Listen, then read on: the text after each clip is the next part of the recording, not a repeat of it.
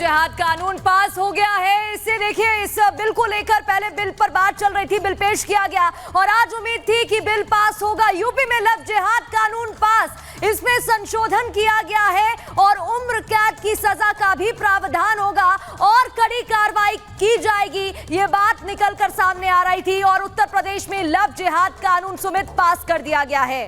बड़ी खबर आपको बता रहे हैं, उत्तर प्रदेश में लव जिहाद जो विधेयक है वो लाया गया था और अब उत्तर प्रदेश विधानसभा में लव जिहाद कानून को पास किया गया है, जिसमें अब उम्र कैद तक की जो सजा का प्रावधान है वो यहां पर किया गया। अवैध धर्मांतरण के खिलाफ ये बिल कि अगर कोई अपनी पहचान छुपाकर लव जिहाद जैसी घटना को अंजाम देता है तो उस पर अब सख्त कार्रवाई होगी और उत्तर प्रदेश विधानसभा में अब लव जिहाद कानून पर मोहर लग गई है। यानी अगर कोई अपनी पहचान छुपाकर लव जिहाद जैसी घटना को अंजाम देगा तो उम्र कैद तक की सजा उसे भुगतनी होगी।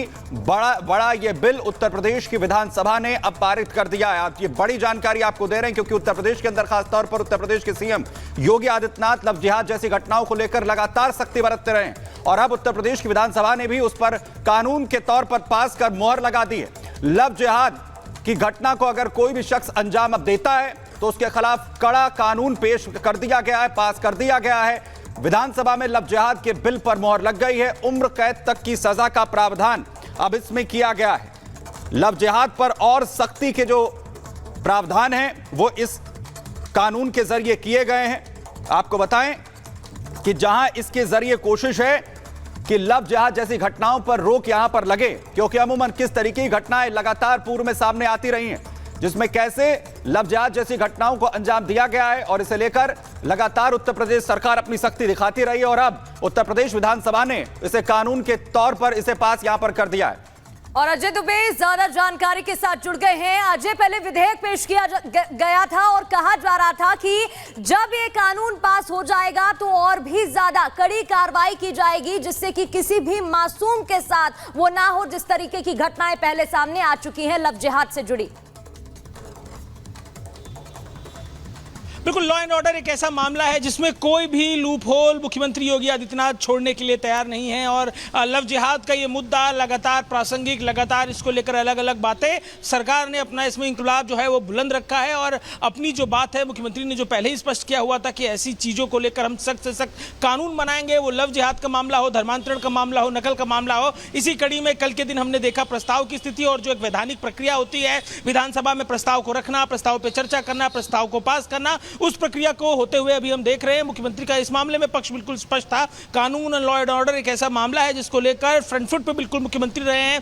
किसी भी इन विषयों को लेकर वो कभी पीछे हटते नहीं दिखे और इस बार लव जिहाद वो विषय है। उत्तर प्रदेश में अलग अलग हिस्सों में उदाहरण लव जिहाद के निकलकर सामने आए, ब्रेन वॉश करने की बात आई, लगातार इन्फ्लुएंस करने की बात आई। अब इन सब विषयों को लेकर जो कानूनी प्रावधान रखे गए उनका असर कुछ ऐसा रहेगा कि ये कानूनी चुनौतियां देने से पहले तमाम जो लोग हैं 100 बार सोचेंगे। कानूनी चुनौतियां इस तरीके के कानूनों को उल्लंघन करने से लोग सोचेंगे, तो ये प्रावधान अलग अलग इस तरीके के इस कानून में किए गए हैं। अजय, क्योंकि पूर्व में जब इस बिल को लाया गया था उस वक्त इसमें सजा जो है वो 10 साल तक की थी, जुर्माने का भी प्रावधान ये था, लेकिन इस बार इसे उम्र कैद में तब्दील किया गया है। लगता है कि जो पूर्व में फैसला लिया गया उसमें और जो है सख्ती होनी चाहिए जिसके मद्देनजर जो है वो बिल को लाया गया, लेकिन विपक्ष का अभी तक क्या रुख है इसे लेकर?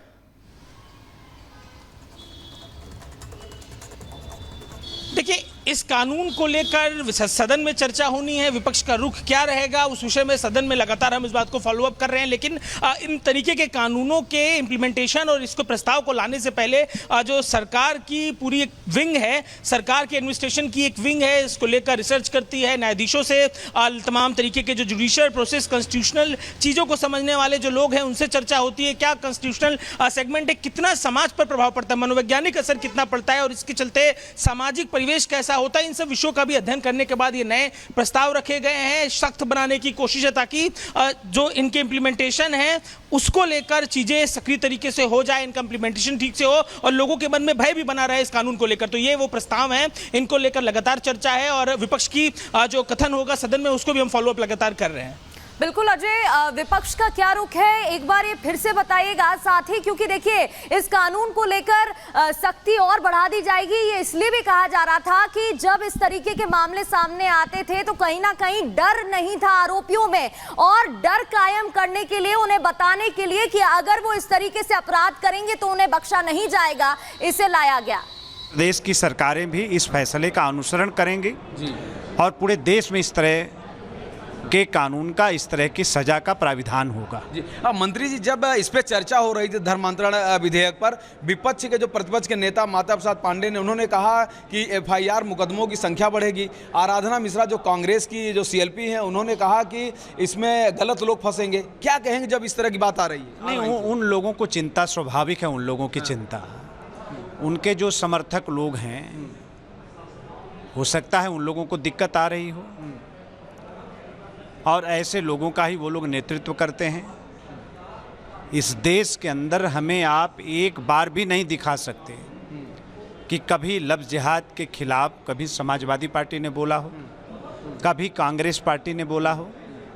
इनको हिम्मत और हैसियत नहीं है कि लव जिहाद के खिलाफ ये कभी कोई एक शब्द प्रदेश की बहन बेटियों के पक्ष में बोल देंगे, तो इनसे और क्या उम्मीद कर सकते हैं। मंत्री जी, एक मामला ऐसे और आया कि जो रायबरेली लोकसभा है, वहाँ पर जो सलवन एक कस्बा है सलवन, वहाँ पर 20,000 प्रमाण पत्र बना दिए गए, जबकि वहाँ की जो संख्या है वो सिर्फ 800-900 वहाँ पे लोग ही रहते हैं।